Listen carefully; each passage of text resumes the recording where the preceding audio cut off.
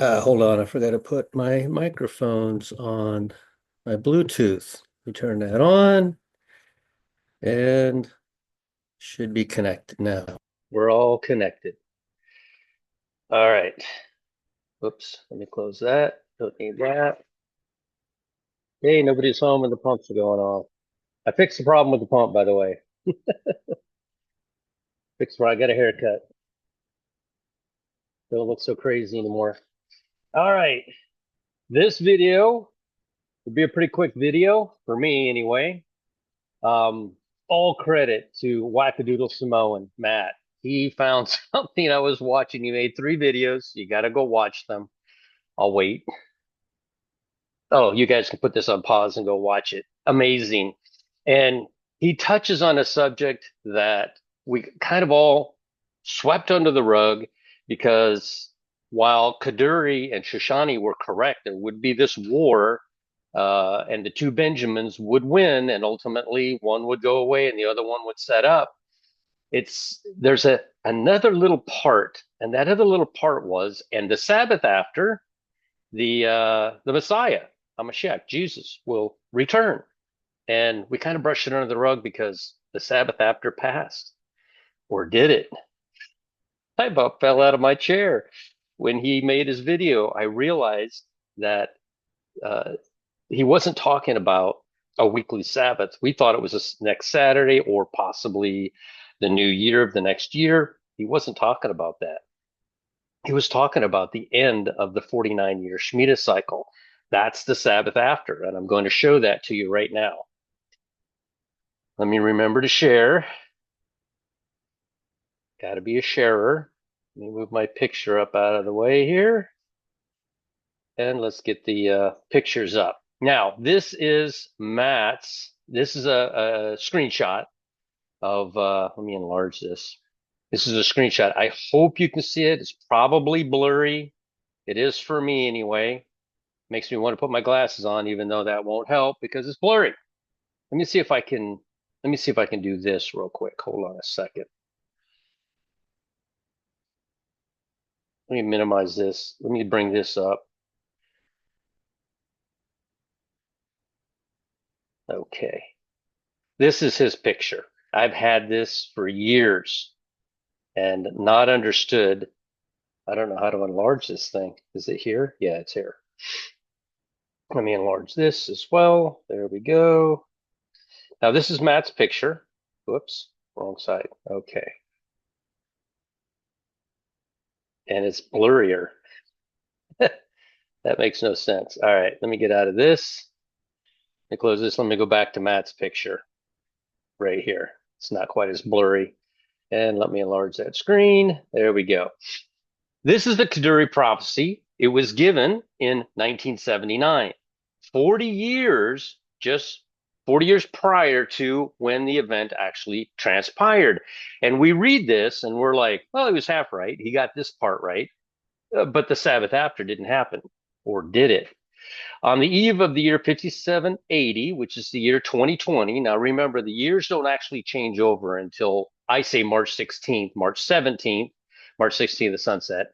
Some will say it's the equinox, and some will say it's the first sliver, and then even others will say it's the full moon. So it really falls way out there. Um, at any rate, that to the side, we're going to go based off the equinox, just for sake of argument, that's when the new year starts. So on the eve of the year 5780, which would have made it, like Matt said, this is all Matt. Matt did all this, and I want to give credit where credit is due. And it's an amazing find that he did. And I texted him immediately and told him what he had found. He reads all of this, and it's all true that the two Benjamins would war, and there would be a war in heaven as well. Things take time from our perspective down here. We are stuck in time. Time is an existence that we are stuck within, but heaven is not stuck within time. However, whenever they come down here, they're stuck. When Jesus came here, he couldn't hurry up the entire event. No, he spent 33 and a half years performing that event. from birth, well, from conception really, to his death on the cross, and even a little bit beyond that. So Kaduri makes this, and then Shoshani makes this same similar thing that Kaduri does, and I don't know what year this was, but I know it was quite a while before the event actually took place. There will come a day that two ministers win the government. We saw this happen in the land of Israel. Both their names will be Benjamin. Neither of them will succeed in establishing their government or kingship. On that day, know and understand that King Messiah, Jesus is Messiah. These rabbis found Jesus. They found Jesus in whatever brings you to Jesus. Mine's numbers. Mine's prove very clearly that everything Jesus said was true and accurate. And it could be dreams. It could be, I mean, people in down there in Gaza are families living miles apart are having the same exact dream that night, coming to Jesus. So, however, God, whatever vehicle God uses to get you to him is what will be used. So, King Messiah already stands at the doorway, and on the Sabbath afterwards, he will come and be revealed. Shoshani's statement uh, continues, understand this and remember it. That's what he said. So, we read this and we're like, he was right about the Benjamins, but what happened to the Sabbath after? We kind of brushed it under the rug, kind of said, well, maybe he was wrong because the Sabbath after, which again could have been the following Saturday, could have been the end of that year because that would have been the Sabbath after, but that's not what he was talking about. I realized when Wack was making his video that he was talking about the Sabbath after. Well, let me see if I can. Okay, so March 16th, really cool, the day of equal parts.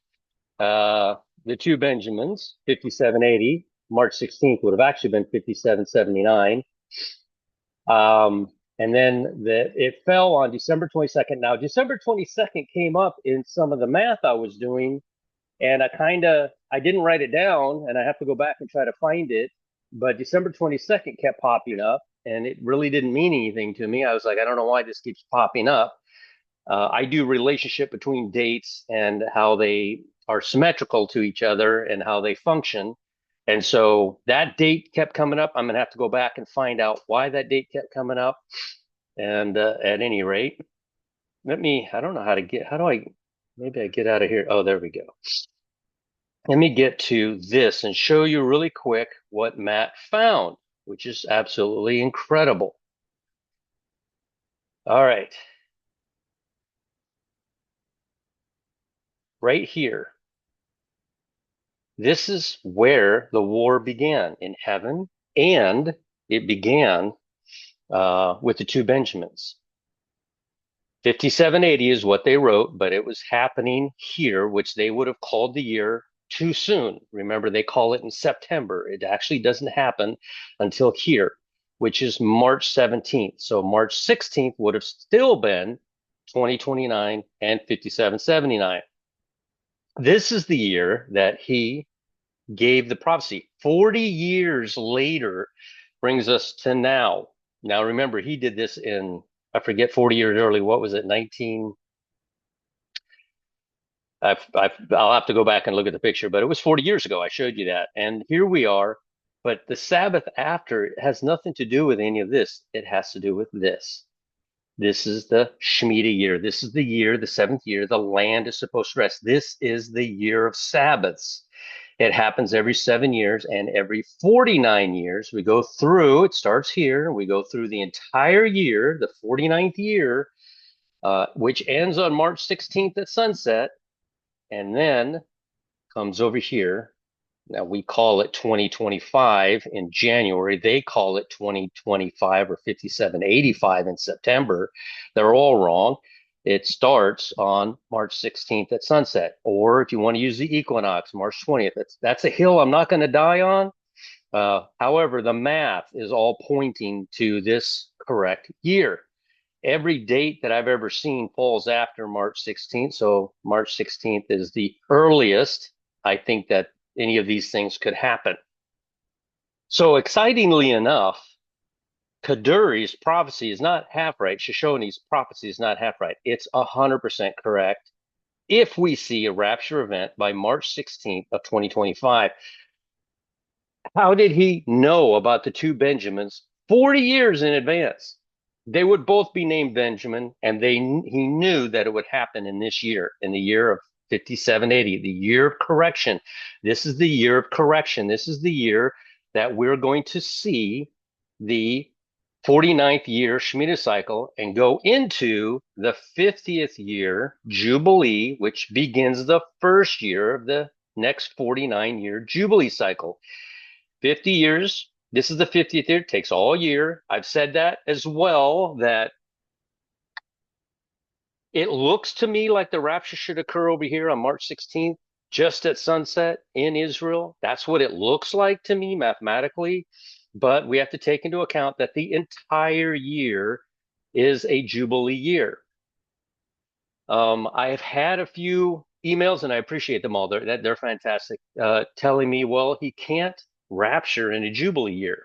Yes, he can. And he is the Lord of the Sabbath. He is the Lord of the Sabbath, and that's why they were picking corn, peeling it, and eating it on the Sabbath. And the Pharisees had a problem with it. And he said, you circumcise on the Sabbath. If you have a cow stuck in a hole, are you not going to pull the cow out of the hole? You're going to work on the Sabbath. You're going to do things on the Sabbath. He says, how much more me being the Sabbath will I not do things on the Sabbath? And the same thing is going to happen. Jesus is going to rescue us here at the Jubilee, right at the Jubilee, I believe. Now, Shoshani, that's pretty incredible that mathematically works out that way. And so, again, the 50th year, this is the first year of the next 49-year Shemitah cycle. Just like up here, it begins on March 17th and goes down to March 16th. This is a Jubilee year, and this is the first year of the Shemitah cycle. 49 full years, absolute, complete full years. This is the year, or this is the year of correction. This is the year where we will see the Shemitah cycle. We will see the 7-year Shemitah cycle. We will see it happening on the Sabbath, and we will see it happening on the 49th year of the Shemitah cycle, completing that going into the Jubilee year. Do I think the rapture could occur at any one of these feast days that we've all been working on for years, saying this looks like a good year, this looks like it could happen, this looks like we have found a beautiful rapture scenario in every single one of the 7 feasts and every mathematical equation in between? So the answer to that is yes and no. The most solid date I have is March 16th. And after watching Matt over at Wackadoodle Samoan, like I said, I about jumped out of my chair. I was like, he just figured it out. That's what Shoshone was talking about. This is the Sabbath after. This is the Sabbath of years, Sabbath of the land. You work 6 years, and the 7th year of the land rests. You come down here in the year of correction. This year you can sow, you can reap. This year you cannot sow, nor can you reap, because Jesus does everything. He does it all. He will rapture us in this year where no one can sow, no one can reap, but he is the Lord of the Sabbath. And I believe this is where we're going on March 16th. And possibly at some point during this year, but I'm leaning more towards this. All right, let me keep going here real quick. I don't want to take up too much time. I'm going to be live tonight on Black Swan with Shane, and we'll take hopefully we get into a little bit of this. I don't know what subject they're talking about. I love it when they start talking about timelines. That's my favorite subject, but if not, that's fine. We'll talk about whatever they want to talk about. Now, every week there are 2 Sabbaths, one Sabbath for creation, one Sabbath for time. Time begins, is created here, and this is the first day of time. Right here, first day of time. It is a Thursday. Wednesday is a Sabbath. Saturday is the Sabbath. It is the 7th day of creation, Sabbath. It is the 3rd day of time. Mathematically, when I put all this on a graph, there is no other date that Jesus could have been crucified than on a Wednesday. I know there are those who will say Thursday. It wasn't mathematically possible because Jesus had to be in the grave for 72 hours, but we know that he died on the cross at 3 o'clock in the afternoon. So there's 3 more hours added to 72. That's 75. And then we know that Mary didn't come in there at 9 o'clock at night or at midnight. She came in before sunrise. I say it was 3 a.m. Jesus had to be up before she got there. And what did he tell her? Don't touch me, for I have not ascended to the Father. So she shows up here. We know it's Sunday morning. The Bible tells us so. We know it's 84 hours from the moment that he gives up the ghost on the cross at 3 p.m. until 3 a.m. on a Sunday. So she shows up. He says, don't touch me, for I have not ascended to my Father. He spends the day. People see him. He disappears for a week. He returns. He performs. And when he goes, he takes barley. He does not take wheat. The wheat crop is not ready. The wheat crop will not be ready until I think it's 2 to 3 weeks after the barley crop. Barley matures sooner, and there is no work involved in getting the barley. You simply throw it in the air, and the barley falls away, and the chaff blows off because it doesn't go through a tribulum. That's why we are barley. So 1 week later, wave sheaf offering, Thomas in the upper room. He performs the wave sheaf offering on a Sunday. He performs that 1 week later after he rises and tells Mary, don't touch me, for I have not ascended to the Father. He performs the wave sheaf offering with barley. And that evening, he returns to Thomas in the upper room. And it reports that while the day was well spent, he basically disappeared in front of them. We go a week later, and these guys think he's gone. He's gone. He's disappeared in front of them. He's gone. They're out fishing. They've gone back to their lives. They've gone out fishing. He says, cast the net on the other side of the boat. This is the week of no bread. They are not supposed to have any bread, leavened or unleavened, during this week. But Jesus is on the shore with bread and fish. That's because it ends here on this Sabbath. And he's waiting on the shore with bread and fish. If Jesus doesn't go to the cross on Wednesday, creation cannot begin on a Sunday on the first day. This is the first day of creation. It is Elul 28. Creation does not begin on Tishri 1.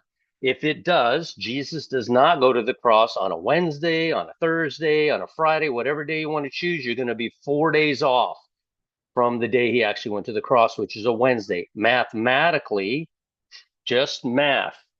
Everything I've found in the Bible, every date, every time span, I put on here. I know when all of these events take place. I know when Jesus and Moses ascended. They did it on Sivan 15. It was May 30th.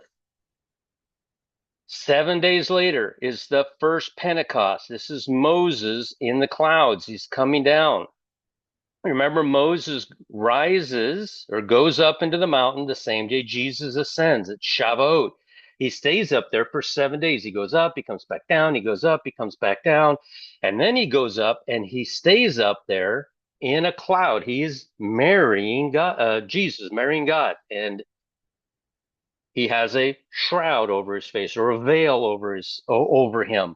He's up there for 7 full days, and on the seventh day, Moses is given the law. He stays up there 40 more days, and he comes down after 40 days. And let me find right here. Is that it?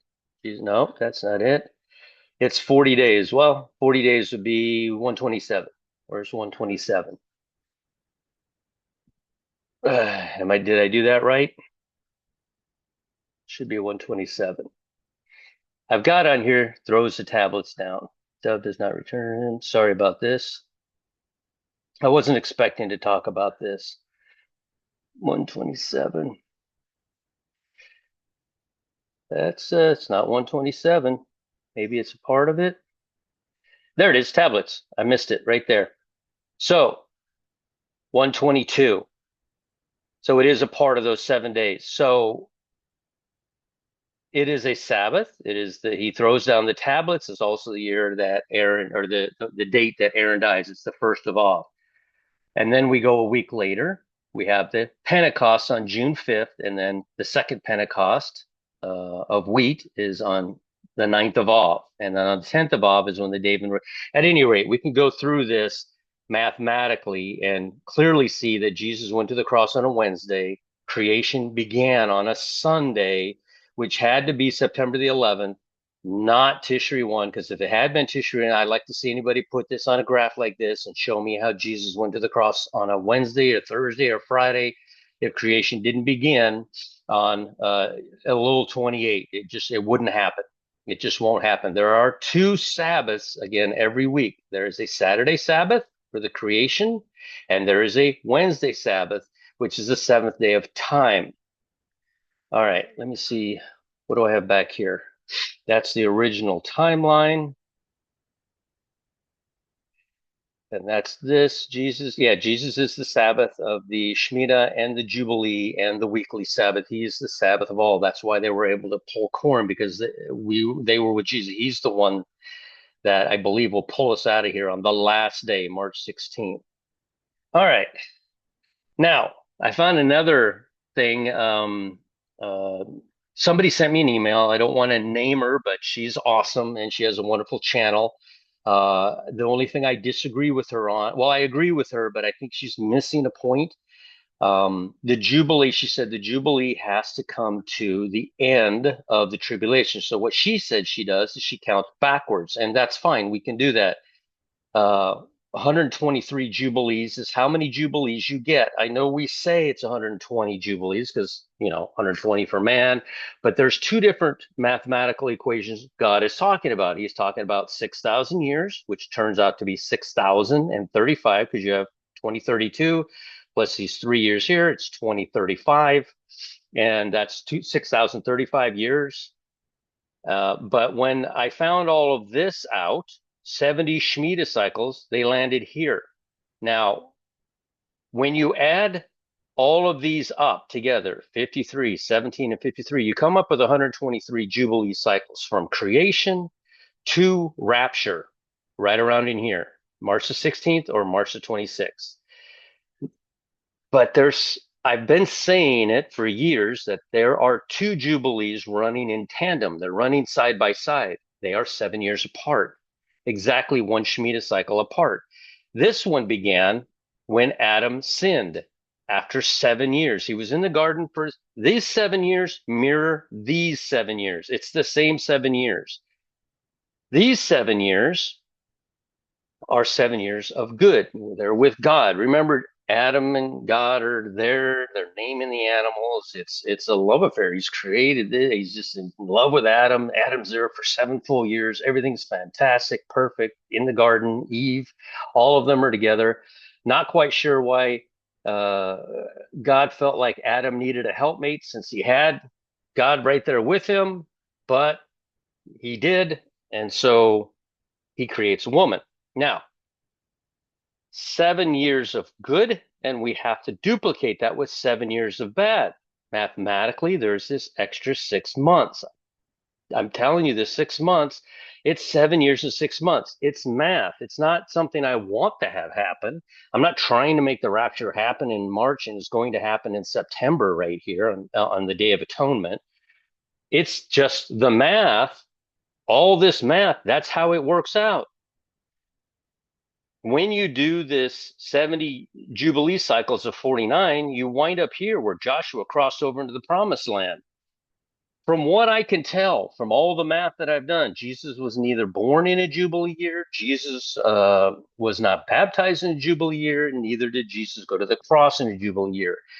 From the best of my understanding, the closest thing I can get is to when Jesus, his bar mitzvah, is to when Jesus was in the temple at the age of, we see 12 and a half, but mathematically, because of this pesky year 0 right here, it's 13 and a half, but the Bible says he was 12. So we know to eliminate that 0 year, but it appears as though that from there forward is a jubilee, the Jubilees actually match.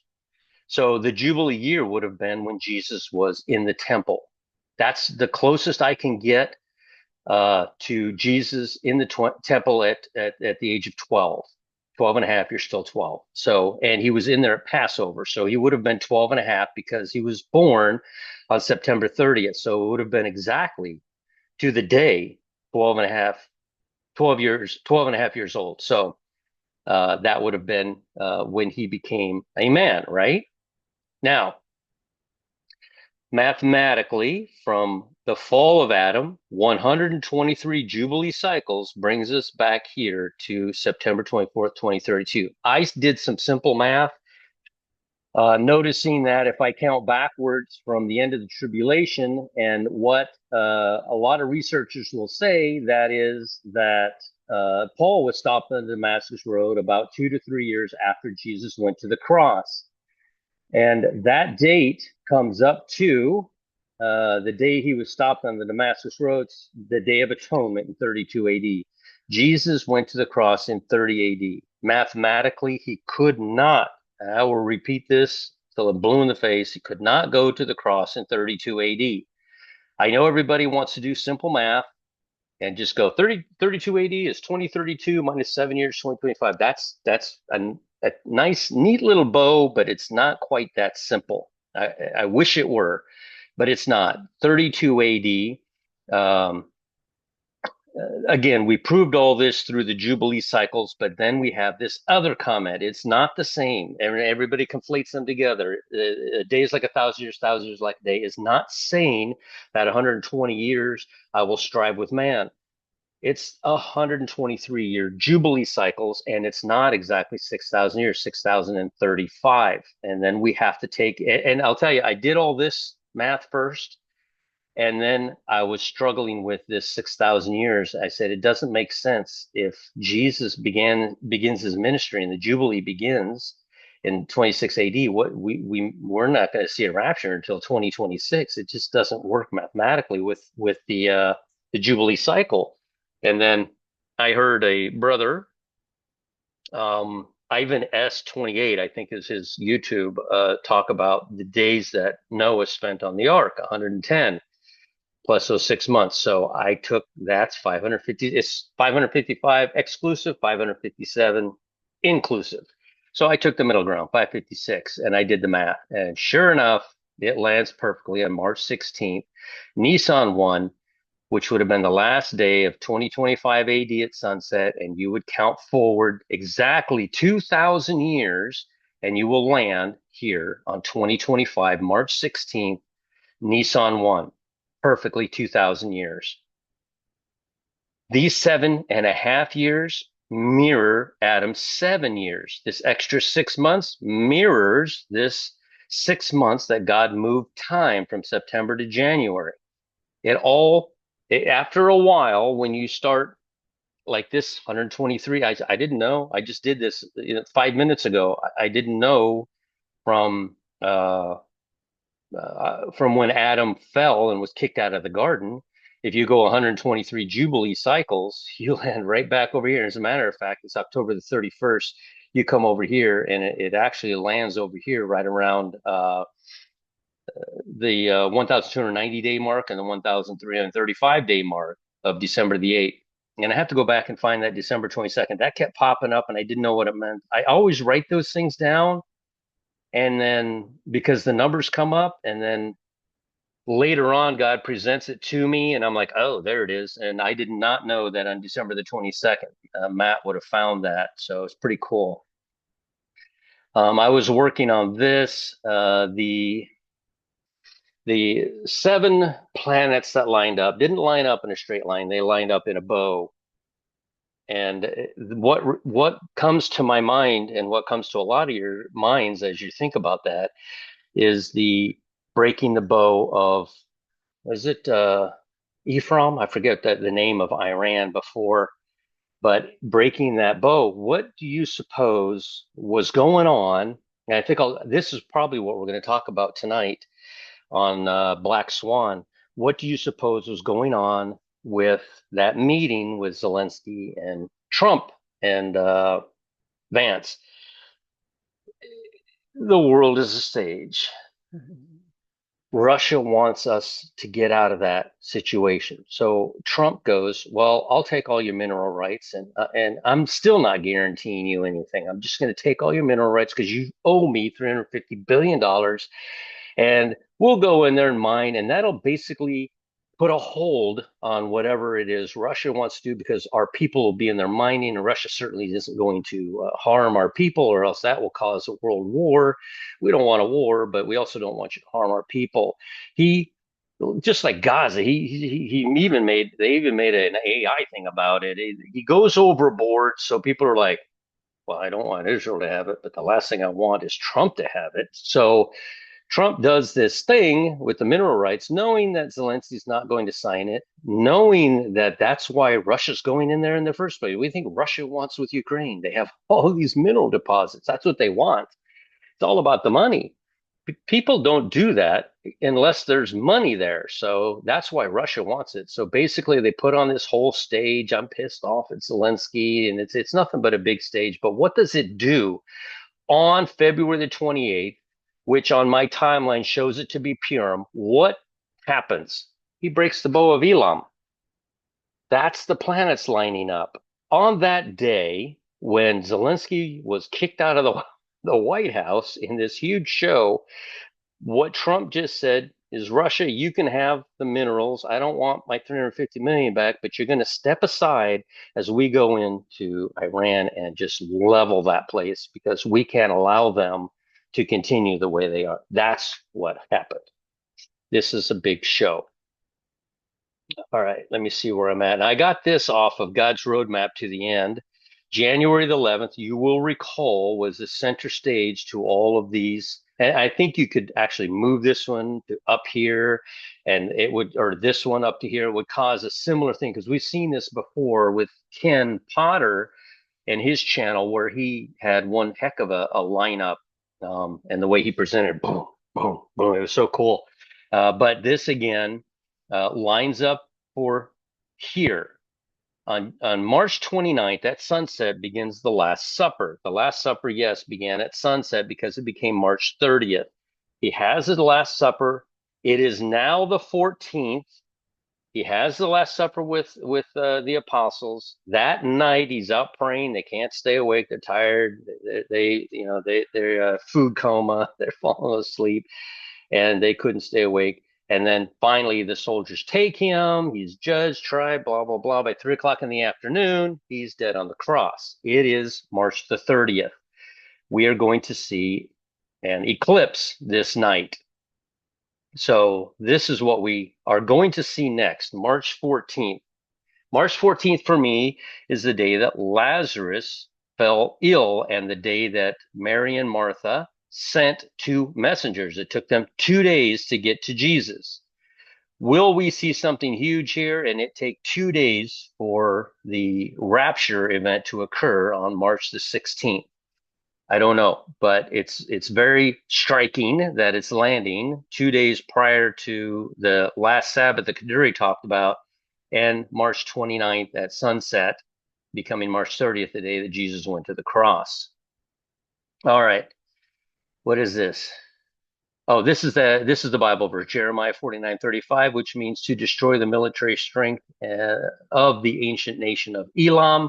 So I think that's what we just saw. We just saw Trump backing out of Ukraine for permission from Russia. Russia's like, you back out of Ukraine, I let you have Iran. We'll see what happens here over the next few days. All right. Again, oh, I wanted to show you this. We always see a slight difference between Matthew, Mark, and Luke. We always see this slight variation, and I want to point a stark variation that jumps out. I had already worked on this and I didn't know how to present it until Matt made his. I get a lot of stuff from Matt. Matt's very intuitive. He finds a lot of stuff. All right, here, Matthew speaking predominantly to the Jew. At this time, Jesus went on the Sabbath day.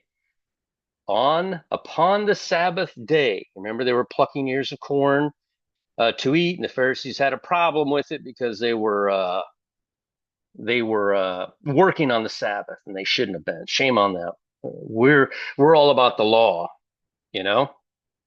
For the Son of Man is Lord even of the Sabbath. What's he saying? He's almost saying that this is the day he's going to save us. Kaduri said, and the Sabbath after the year of correction. We are in the year of correction. The Sabbath after, meaning the last Sabbath of the year of correction. That's March 16th. That's the last Sabbath. All right. We see this in Mark 2:23. And it came to pass that he went through the cornfields on the Sabbath. Pay attention to the Sabbath here for me. Why do they on the Sabbath day that which is not lawful? But something's extra is added to Mark that we don't see in Matthew and we don't see in Luke. Here in Matthew 2:27, and he said unto them, the Sabbath was made for man, and not man for the Sabbath. Jesus came for us. We don't go after him. He comes after us. He wakes us up. He changes us. John 6:44. It's back there somewhere. No man comes to the Father lest the Father draw him. Therefore, the Son of Man. Now, when I say that, and I know that people, it's amazing to me how they'll do this. You're in my chat room. We're going to pray for you. We want you to accept the Lord, but it's predestination and you don't have a choice anyway. You were born to go to heaven, so it was going to happen no matter what. What's the point of having a YouTube channel? What's the point of having a single church? God was going to save them anyway, right? No, you have to make a clear choice. God simply knew beforehand that choice you were going to make. It is free will, predestination. You're trying to see into the mind of God, and that simply is a scary place to be. Predestination is what God sees. He already saw us. Why does God allow these people to be so wicked? Because 4 generations later, you were born. Your parents, your grandparents, your great grandparents, they were just horrible people, Hitler type people. They were just terrible. But then you were born and you accepted the Lord. Was there any part of the horrible things that those people did to other people where we should say, why does God allow evil in the world? Well, they're going to have a great, great, great, great grandchild who's going to become saved. It just kind of has to go that way. That's how we are. We're stuck in time. We're linear, and God saw it far off. This child, this great, great, great grandchild that would accept the Lord. You can never ask God, why do you allow bad things to happen to good people? It's the biggest thing they're saying nowadays. Why do bad things happen to? Well, because somewhere along the line, somebody's going to be born out of that line that is going to accept the Lord. And he sees that predestinationally. He sees that. He didn't just pick and choose some people to be born to go to hell. He knew they would go to hell before they were born, but he had to get to you. You understand? He had to get to you. You still had the option. He offered you salvation. You had the option to take it or leave it. Therefore, the Son of Man is Lord also of the Sabbath. You see, we see here this one extra part in here. Wait a minute. I forgot what part. So, Son of Man is Lord even of the. Yeah, so the extra part here we see is in Mark for the tribulation saint that he said unto them, the Sabbath is made for man, man not for the Sabbath. Therefore, the Son of Man is Lord also of the Sabbath. Now, we go over here. We see something completely different. We say they're the same story. Up here, it's going to cross-reference these same books, but it's not. This is a different day. It came to pass on the second Sabbath. Did you know, and I mentioned this a few moments ago, there are 2 Sabbaths every week. There is a Wednesday Sabbath, and there is a Saturday Sabbath. The second Sabbath is the Sabbath of time. It is a Wednesday. This is talking about a Wednesday Sabbath, and it came to pass on the second Sabbath. Notice how that's different here in Luke 6. And then he repeats it here, Sabbath days, not Sabbath day, but Sabbath days. There's more than one Sabbath every week. Why do ye that which is not lawful to do on the Sabbath days? He's not speaking of all the Sabbaths, or he would have said that in the last 2 passages. He said it as though there were more than one Sabbath, that the Son of Man is Lord over the Sabbath. Same thing. There. All right. So got that. This, a guy named Brian sent me this in Discord and I appreciate it. Apparently, this comes from 9 years ago. I was struggling with the 3773 that appears. Jesus dies on a cross. 3 days later, he rises. He disappears for 7 days. He makes a wave sheaf offering. He returns to Thomas in the upper room and then he disappears for 7 days. And he returns to the shore with bread and fish. And then don't know what happened for 3 days. I found those 3 days. They were in there mathematically. Had this discussion with Sister Sandy years ago, going, I don't know what these 3 days are. I don't know where to put them, but let's put them over by the 377 and let's put those 3 days there because Jesus' 40-day walk has to end here. It cannot end anywhere else. But I had this extra 3 days. And so she put it, and I will show that to you. Whoops. And she put it right here. We didn't know what it was, but we put it there. We put this here years ago. And I have, when the math comes out a certain way, that's like I said, December the 22nd came out, but I don't know now. I should have wrote it down somewhere, or maybe I did. I'll have to find it amongst my millions of papers. But uh, for December 22nd, but these 3 days I had her put on here. I said, I don't know. I know what the 377 are. I know what they are, but I don't know what this 3 days is because Jesus, all roads lead to Ascension Day. All of them, they all lead. It's 153 days to the flood, which is 5 months. They all lead here. When you count out 30, 30, 30, it all lands here on May 30th. It's 40 days. If I would have done those other 3 days, I would have landed here and I wouldn't know what. As a matter of fact, I think we did put it here. I said, no, we got to move it back because these 40 days aren't broken up. They're 40 days Jesus walked with man. And then when we do the Levitical count, we see a count where it says, you shall count from um, the morrow after the wave sheaf offering. Well, the Sabbath after the wave sheaf. Well, the wave sheaf offering happened on a Sunday. So the Sabbath after is 7 days away. And then you count. And if you just do a straight count of 50 or you do a count with those 7 days, it's 57 days. And then it's 75 days, 57, 75 days. It all works out so perfectly from the head of the year, which is March 17th, 75 days. And all roads land here on Jesus' Ascension Day.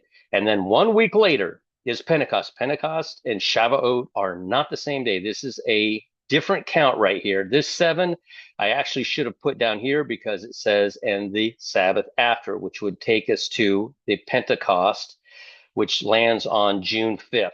All right, let me get out of here. Where was I? I went after that. I went to here. This was Brian. Showed me this. I appreciate that, Brian. Let me get rid of that. So this is a good video to listen to. I just subscribed to them. They got quite a following, but they haven't done much. They don't do much, but they did a study on 3773, and it was absolutely amazing. And of course, I found the 3773 about 6 years ago, 5 years ago. And then it also appeared on the timeline here, which kind of blew my mind when I saw it. I was like, where have I seen this before? Where have I seen these 3-7 and 7-3? Where have I seen that before? And I went back and I found it on the timeline. It is 173 days from the day of equal parts in September to the day of equal parts in March. It is 193 days from the day of equal parts in March on March 17th to the day of equal parts on September the 25th. It is 193 days, leaving 10 days on either side, or 3 and 7, 7 and 3. And it mirrored exactly what we saw over there at the cross. So let's see here. This. Oh, we're back to Matt again. So Matt, yeah, incredible find. I got to figure out what that December 22nd is. And so very incredible find. Absolutely incredible. March 16th is the Sabbath after. Kaduri was and Shoshani were correct. They got the Benjamins, but they missed the Sabbath, right? They didn't miss the Sabbath. We found it. We found it. It's coming up on March 16th. That's the last day of the Sabbath. That's it. That there is no more after that. He said, No one understand. King Messiah already stands at the doorway on the Sabbath afterwards. He will be revealed. The Sabbath afterwards is the last Sabbath, and that Sabbath is going to hit on March the 16th. And ironically, I forgot to take that picture, but ironically, March the 16th. Let me see here if I can remember. Oh, not remember. Let me see here. Look it up. March the 16th lands on a Sunday, um, which we call a Sabbath now, and March the 16th on the actual timeline is on a Wednesday. So it matches day for day, the head of the year and the head of the year. So for time and for creation. So I've been struggling with this for years, trying to figure out what he meant by the Sabbath after, and Matt just made me understand. All right, so we're running out of time. Get ready. Like I said, I'll be live tonight with Shane on Black Swan, and hopefully Matt makes a video further explaining this, which it just blew my mind when I saw it. He does that though. He finds some cool stuff. Um, Go to a quiet place by yourself. Nobody needs to know, and you don't need to tell anybody. Accept the Lord into your heart. You're out of time. You are out of time. We're really going to start seeing things. The closer we get to the rapture date, the birth pangs are gonna go wild, and we're going to be like, look over here, look over here. No, look over here. It's going to be something else. So, but to the rest of the world, it'll just be another day until it's not. Like, comment, share, and subscribe. We'll chat with you all again tonight. See you tonight.